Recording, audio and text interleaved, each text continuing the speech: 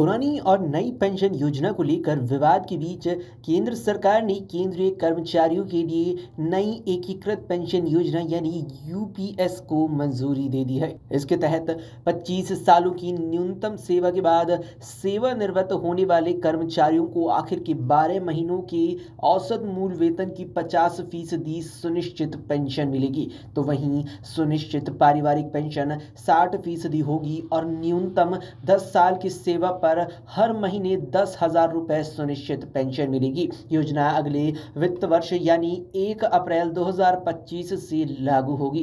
प्रधानमंत्री नरेंद्र मोदी की अध्यक्षता में बीते शनिवार को हुई कैबिनेट बैठक में इस योजना को मंजूरी दे दी गई। पीएम मोदी ने केंद्रीय कर्मचारियों को संयुक्त परामर्शदार्शी मशीनरी की राष्ट्रीय परिषद के प्रतिनिधिमंडल के साथ बैठक में इसका ऐलान किया। सूचना और प्रसारण मंत्री अश्विनी वैष्णव ने बताया कि यूपीएस से केंद्र के 23 लाख कर्मचारियों को फायदा होने वाला है।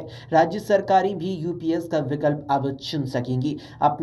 अगर राज्य की यूपीएस का चुनाव करती हैं तो इससे लाभान्वित होने वाली सरकारी कर्मियों की संख्या 90 लाख हो जाएगी। सरकार के मुताबिक योजना लागू होने पर एरियर पर 800 करोड़ रुपए का खर्च आएगा। एरियर का फायदा साल 2004 से सेवानिवृत्त कर्मियों को मिलेगा। योजना के पहले साल सरकारी खजाने पर करीब 6,250 करोड़ रुपए का बोझ बढ़ने वाला है। साथ ही बताते चलिए कि अब जिस प्रकार से ये फैसला केंद्र सरकार के द्वारा लिया गया है तो इस पर काउंसिल जीसीएम स्टाफ साइट के सचिव शिव गोपाल मिश्रा ने कहा कि संभवतः पहली बार है जब किसी प्रधानमंत्री ने हमसे बात की और समस्याओं को सुना। 32 लाख कर्मियों का प्रतिनिधित्व करने वाली काउंसिल के लिए ये एक गर्व का मौका है। जिन कर्मचारियों को बाजार के भरोसे पर छोड़ दिया गया था, प्रधानमंत्री ने उनकी सुध ली है और उनके लिए सुनिश्चित पेंशन व्यवस्था भी लागू कर दी है। अब बताते चलिए आपको उन खास तथ्यों के बारे में जिनके बारे में जानना आपके लिए जरूरी है।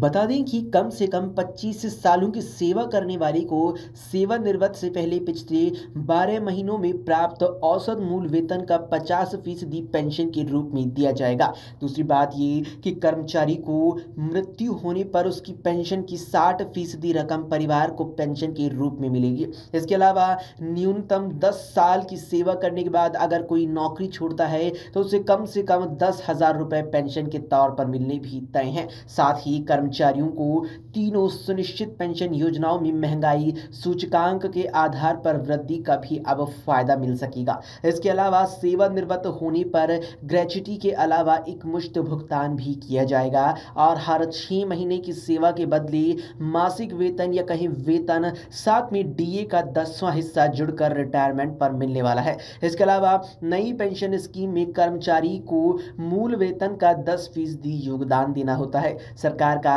14% उसमें अंशदान होता है। यूपीएस में सरकार का अंशदान अब 18.5% होगा, जबकि कर्मचारी का अंशदान एनपीएस की तरह 10% ही रहने वाला है। अगर आप ये वीडियो YouTube पर देख रहे हैं तो हमारे चैनल को सब्सक्राइब करें और बेल आइकन को दबाना ना भूलें। अगर आप Facebook पर ये वीडियो देख रहे हैं तो हमारे पेज को लाइक करें।